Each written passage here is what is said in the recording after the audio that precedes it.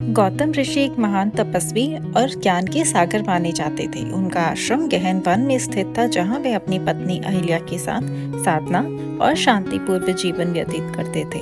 अहिल्या भी अत्यंत पतिव्रता और आश्रम की सेवाओं में निष्ठावान थी। इंद्र, जो काम देवताओं के अधिपति माने जाते थे, अहिल्या की अनुपम सुंदरता से मोहित होते थे। वे जानते थे कि सीधे प्रयास से कुछ संभव नहीं होगा, अतः उन्होंने अवसर की प्रतीक्षा करी। एक दिन प्रातःकाल में जब ब्रह्म मुहूर्त की बेला में ऋषि गौतम गंगा स्नान और सूर्य नमस्कार हेतु आश्रम के बाहर गए, तब इंद्र उनका रूप धारण करके अहिल्या के समीप आ गए। अहिल्या ने चकित होकर कहा, स्वामी, आप इतनी शीघ्र कैसे लौट आए? क्या सूर्य नमस्कार भी नहीं किया?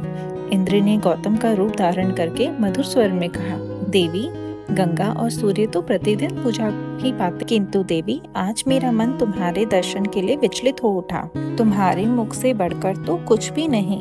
कथा के अनुसार उस क्षण अहिल्या इंद्र के छल को पहचान ना सकी, किंतु जब गौतम ऋषि वहां आश्रम लौटे तो उन्होंने अपनी योग दृष्टि से समस्त घटना जान ली।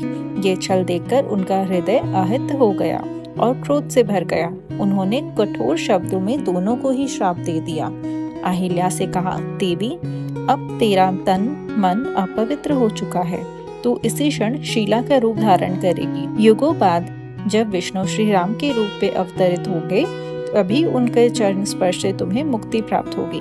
फिर इंद्र को भी श्राप दिया कि हे इंद्र, तूने छल से मेरी पत्नी को भ्रमित किया है, अब तेरा भी पुरुष तत्व नष्ट हो जाएगा। अहिल्या उसी वक्त पत्थर बनकर आश्रम में पड़ी रही। युगों बाद जब त्रेता युग में भगवान विष्णु श्री राम के रूप में प्रकट हुए, विश्वामित्र जी उन्हें ऋषि गौतम के उसी आश्रम पे ले गए, जहाँ अहिल्या शिला के रूप में थी।